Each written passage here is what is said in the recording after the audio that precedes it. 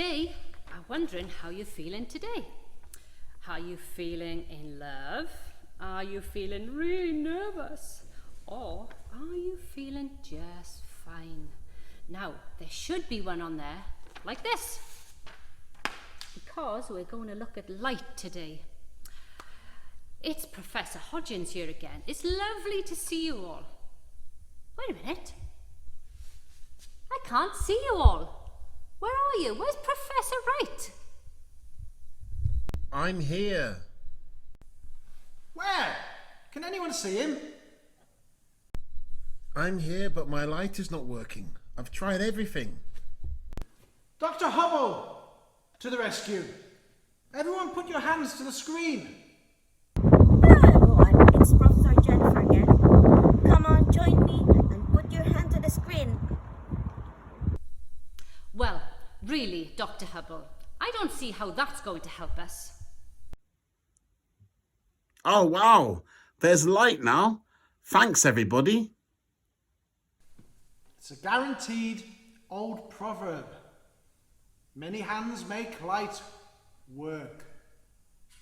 Well, Professor Wright, perhaps you can tell us what's in the spotlight for today.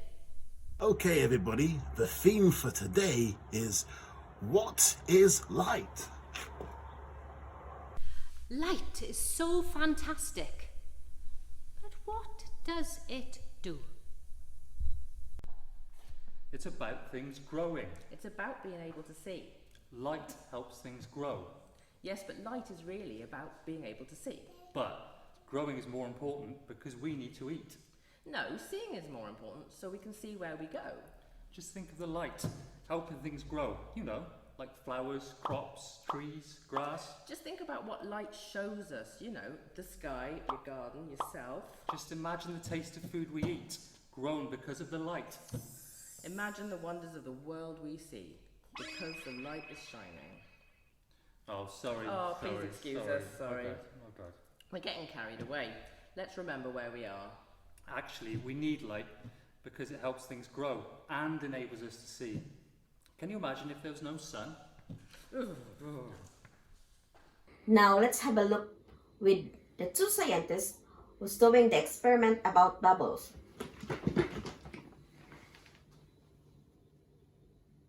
So what we do is we start off with a big paddling pool and a ring and some bubble liquid. We pour the bubble liquid into the paddling pool in the shape of the ring, and then we rub the ring around in the mixture.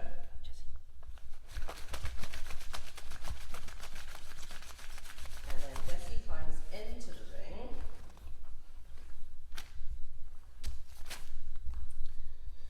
And we lift the ring up and see what happens.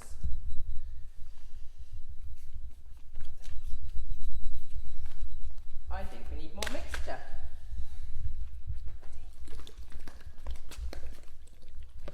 Ready?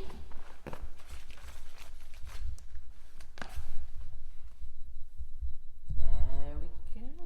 Oh, nearly. One more time. Oh no! Try again guys, with only one person.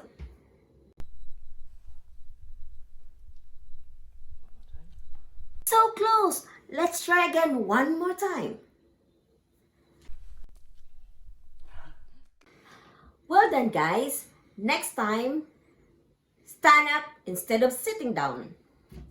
Now here's the story about the light of the whole world.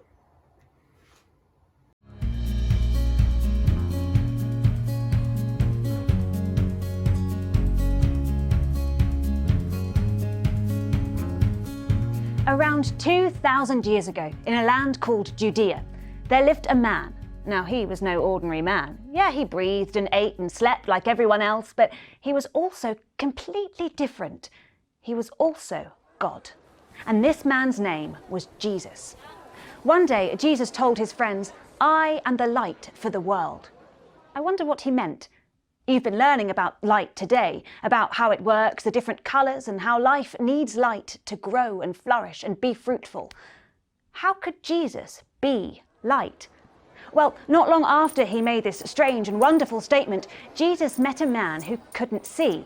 Jesus and his friends started talking about this blind man, and he told them, "While I am in the world, I am light for the world." Did you hear that? Jesus said it again. I am light for the world. Jesus spat on the ground and made some mud. He smeared the mud on the blind man's eyes. Seems a bit gross if you ask me.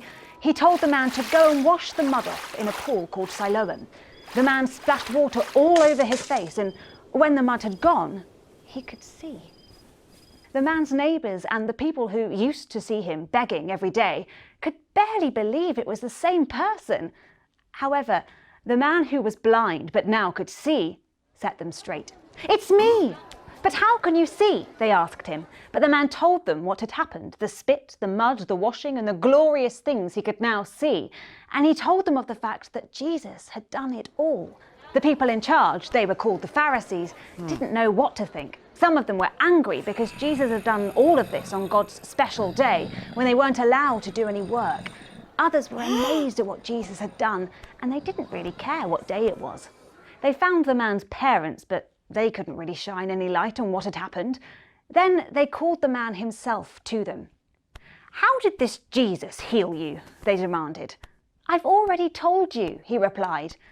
The Pharisees got angry and shouted at the man, and they threw him out.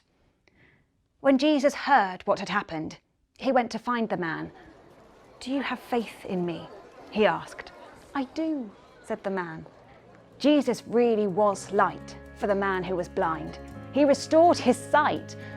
But I wonder what else Jesus meant when he said, "I am the light for the world."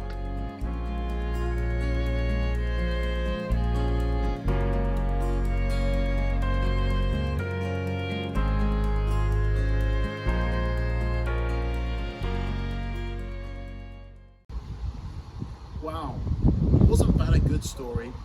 I wonder how the man in today's story felt when he could see. And I wonder what Jesus meant when he said that he is the light of the world. And some people in the story couldn't see Jesus. Now I wonder why that was.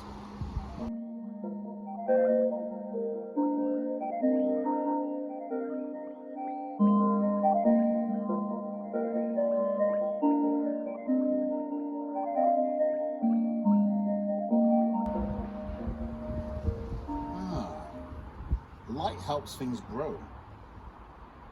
I wonder if any of you guys have planted any seeds during lockdown. Plants need light to grow as well as water.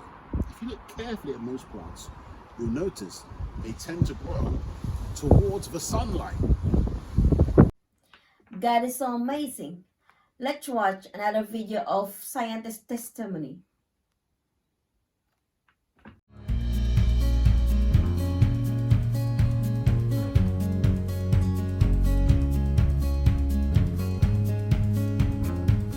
What difference does faith make to studying light? Hey, Abigail and Matt, do you want to tell us more?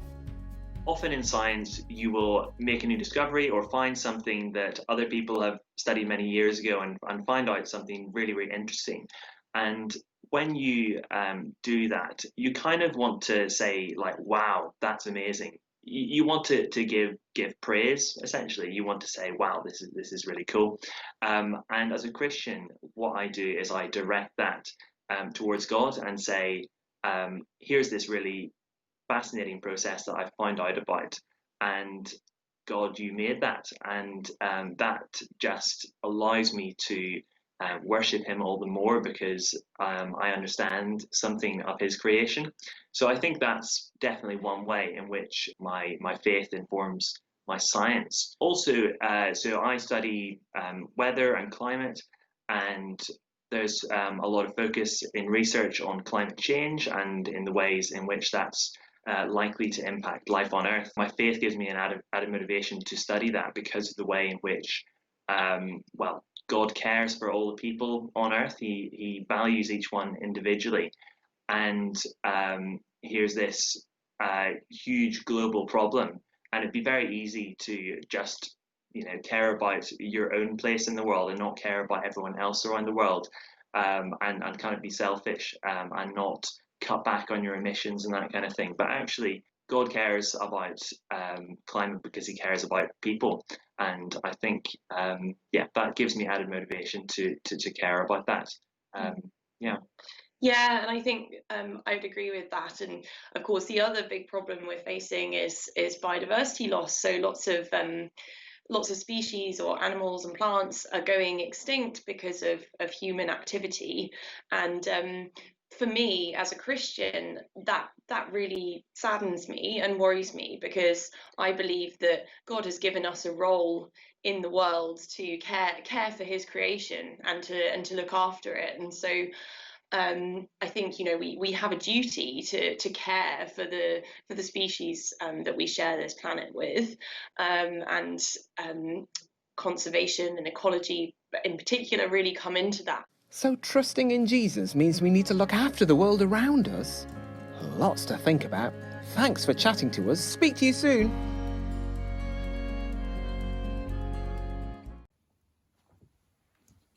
Oh, wow, we've come to the end now. Thank you for watching our Wonder Zone Holiday Club videos. We hope you've learned a bit more about science and a bit more about God. See you soon, guys.